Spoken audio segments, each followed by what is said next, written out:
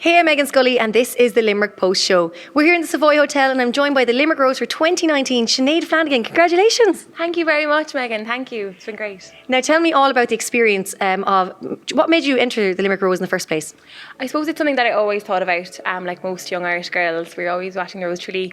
And then just this year it happened to be in a dare just down the road from us in the Woodlands, and would have been one of my last chances to enter, so I just went for it. And you won it. And I won it, yeah, amazing. There's 25 other amazing girls here in Limerick. It's always been a great centre, Limerick, so it was an amazing honour to be representing everyone. Now, I saw you were very busy in the build-up to it because you went on tours all around Limerick. And what were the highlights for you? And I know you're from Limerick, but maybe is there something about Limerick that you didn't know much about, but now since that tour you're like, Well, I suppose it's just revisiting all the places you probably wouldn't have been since you were a child. So we went to King John's Castle, which is absolutely fantastic, and did the little tour, and probably remembered some things I had not thought about in a long time. We went to Thomond Park, which is also great as well, and we also got to go to a dare, which was great for me as well, being so close and being my local area. So that was great. Now, before we get to the Rose of Tralee itself, you're a physio and a doctor. Now, if you don't mind me saying your age, you're only 27. So how are you a physio and a doctor already? It's amazing. I don't know, sucker for punishment maybe. So yeah, I did physio in UL for 4 years and then went straight into medicine in Cork. So you can do it in 4 years if you do a postgrad. So I suppose it was just 8 years straight and then only finished last year. So yeah. Now, do you ever find people are kind of like, Sinead, now you're a physio there, will you check my leg or anything? Does that ever happen to you anymore? Or people do people kind of think, no, you're a doctor now, they're not going to annoy you with that stuff? Oh, they probably know better at this stage. No, originally definitely it would. I think the first thing people say, even more than being a doctor, being a physio, they're like, oh, will you fix this, will you fix that? But no, not in recent times anyway. And a good few of my friends are physios as well, so I'd be like, oh, ask so-and-so instead.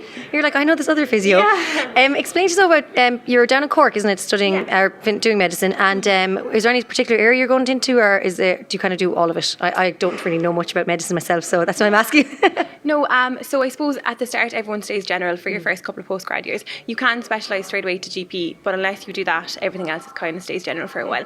So probably I'll more than likely stay general for a couple of years, but something like infectious diseases is where I might see myself long term, but not for a while yet.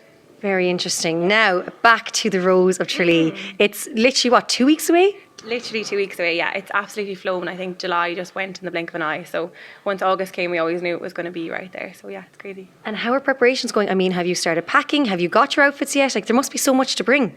Yeah, so much to bring. You actually, I think people change twice a day and for 2 weeks. So, but no, I have great help. Connor and Tom obviously help. And then I have Kaylee and Hazel from last year, which are maybe give more fashion advice than Connor and Tom. So yeah, no, it's been great. Yeah, so getting all set.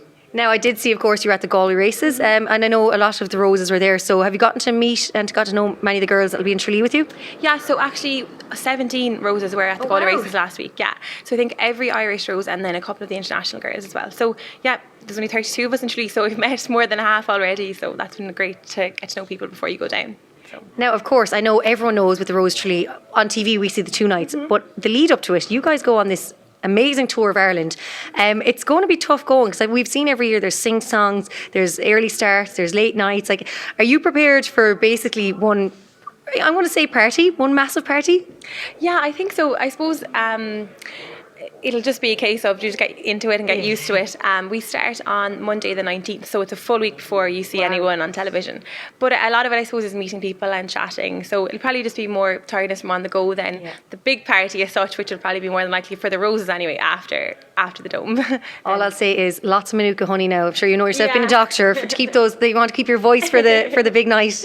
Yeah, the girls are all talking about honey and then foot soaks and all these kind of things. So we all have from our previous Roses. They all have given us tips and tricks, so we should be fine. And tell me this, do you know who your escort is yet? No, so we were escorted when we were in the Killarney race a couple of weeks ago by the current set of escorts, but we weren't officially assigned. So I think they do an envelope on the way down on the bus, and it's a big surprise, yeah.